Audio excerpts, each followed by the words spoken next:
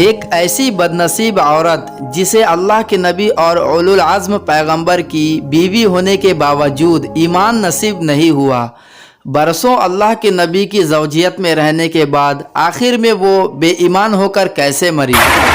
واحلہ حضرت نوح علیہ السلام کی بیوی، جسے قرآن مجید میں گمراہ اور بے ایمان عورت قرار دیا گیا ہے۔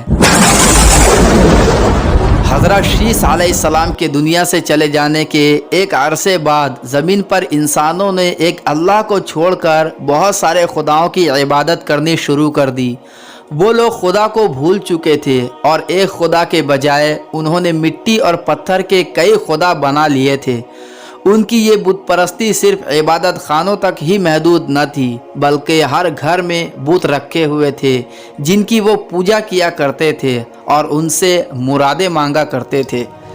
جب ان لوگوں کے اندر گمراہی بہت زیادہ پھیل گئی تو اللہ تعالیٰ نے حضرت نوح علیہ السلام کو نبی بنا کر بھیجا تاکہ وہ ان لوگوں کی اصلاح کرے اور انہیں صحیح راستے پر چلنے کی دعوت دے۔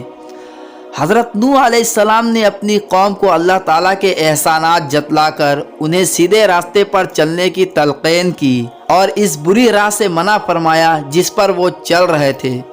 انہیں بت پرستی کو چھوڑ کر ایک اللہ کی عبادت کرنے کی دعوت دی اور کہا کہ اگر تم بت پرستی سے باز نہ آ جاؤ تو اللہ تم پر اپنا دردناک عذاب نازل فرما دے گا۔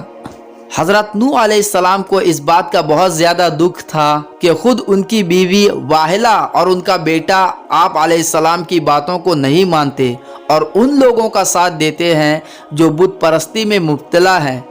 واحلہ ہمیشہ اپنی قوم میں جھوٹا پروپیگنڈا کرتی رہتی اور نوح علیہ السلام کے خلاف انہیں بھڑکاتی رہتی تھی۔ جب حضرت نوح علیہ السلام اپنی قوم کو سمجھاتے اور ایک اللہ کی طرف بلاتے تو واحلہ لوگوں سے یہ کہتی کہ یہ مجنون اور پاگل ہیں، لہذا ان کی کوئی بات نہ مانو۔ اللہ تعالیٰ نے قرآن مجید میں حضرت نوح علیہ السلام کی بیوی اور حضرت لوط علیہ السلام کی بیوی کے بارے میں مثال بیان فرمائی ہے کہ وہ دونوں ہمارے بندوں میں سے دو صالح بندوں کے نکاح میں تھی، سو دونوں نے ان سے خیانت کی اور ان دونوں کو دوزخ میں داخل کیا جائے گا۔ حضرت نوح علیہ السلام کی بیوی کے بارے میں کہا جاتا ہے کہ وہ اپنی قوم کے جباروں کو ایمان لانے والوں کی خبریں پہنچایا کرتی تھی اور وہ لوگ ان ایمان والوں کو ہر طرح سے پریشان کرتے تھے۔ قوم کی یہ سرکشی اور نافرمانی دیکھ کر حضرت نوح علیہ السلام نے اپنے رب کو پکارا کہ اے اللہ، میں تو اس قوم سے تنگ آ گیا ہوں، اب تو ہی ان سے بدلہ لے۔ اللہ تعالیٰ نے حضرت نوح علیہ السلام کو حکم دیا کہ ایک کشتی بناؤ اور یہ بھی حکم دیا کہ اب کسی کی سفارش نہ کرنا، اب ان پر ضرور عذاب نازل ہو کر رہے گا۔